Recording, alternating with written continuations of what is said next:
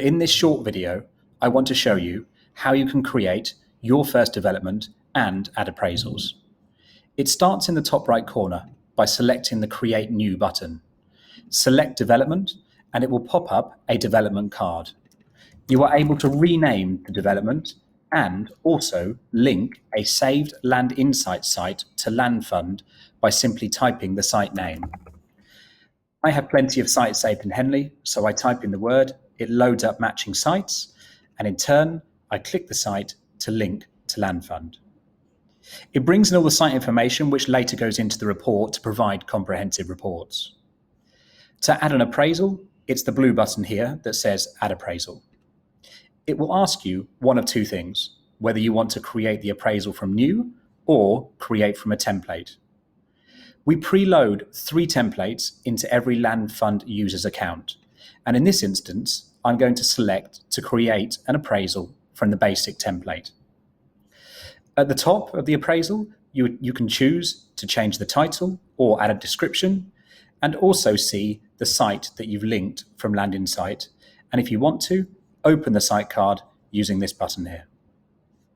The first thing we need to do is add a group of units. And in this instance, I am going to add 5 houses.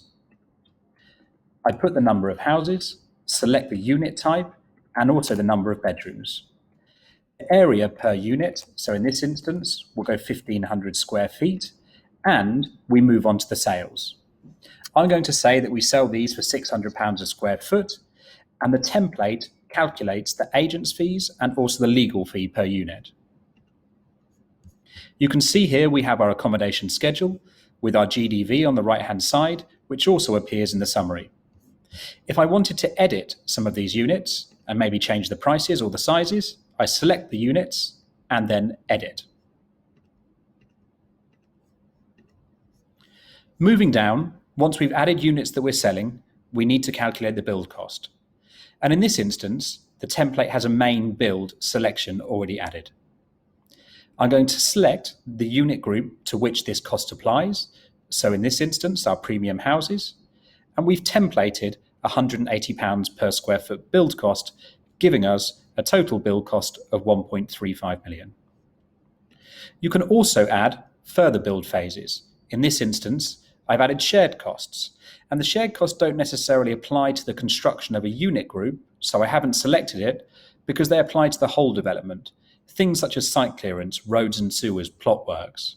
And again, these have all been pre-templated in the template that I've used. Further down, professional fees are included. You can either add them as a value or as a percentage.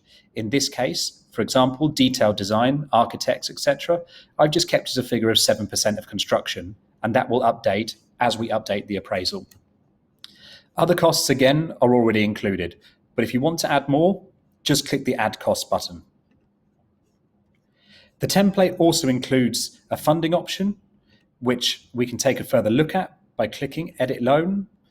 And we can, in this instance, add a lender at 70% of cost, over 18 months at 8% a year, and select the interest calculation, the way it's charged, and if there are arrangement fees and exit fees.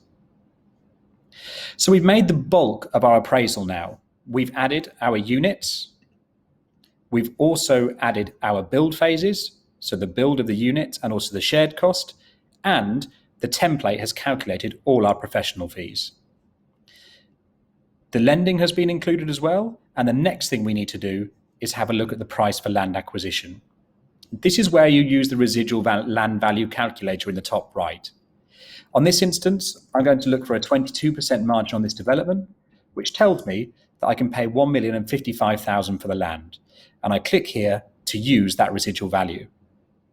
It calculates all the extra interest payments, stamp duty, and any other related costs to the land as well, so you can be sure that that final figure will help you arrive at your target profit, which you can also see on the financial summary on the right-hand side. And that's it. You've created an appraisal. The different templates will offer different levels of depth, but if you want to go into more information on the appraisal you've built, you have the tabs at the top, which we showed you before, i.e. sensitivity analysis, the ability to create your report, and also edit your cash flow. I'm going to show you very quickly how you edit the cash flow, but we're not going to build a complete one because we'll be here for a few minutes. But for example, I'll say that I'm going to set the sales rate of my premium units. And I'm going to start selling them in month 15, and we're going to end the sales in month 20. It will create on the cash flow the sales of the units and the revenue that is coming in during those months. On costs, you're able to apply a cost over a period of months. So I'll start my main build in month 3 and finish it in month 14, and then apply a curve, a line, so it distributes the costs evenly over the period of time, or an S-curve, so that you get an S-curve distribution of the costs over that period of months. You can apply the lines or the S-curves to all of your costs, and at the bottom, understand a little bit more about your funding and finance options once you've completed the cash flow. Developer equity is the very, very bottom line. Moving back, the last thing to show you is where templates live, and that's here. It's the 3 templates that we've given you as a LandFund user. You can add new templates and then edit them on the right-hand side, and you'll be able to use those later. Or if you have made an appraisal which you think is particularly good and you'd like to use that as a template in future, over on the right-hand side in the development card, appraisal options, and then save as template. And in future, you'll be able to select that template for your other appraisals.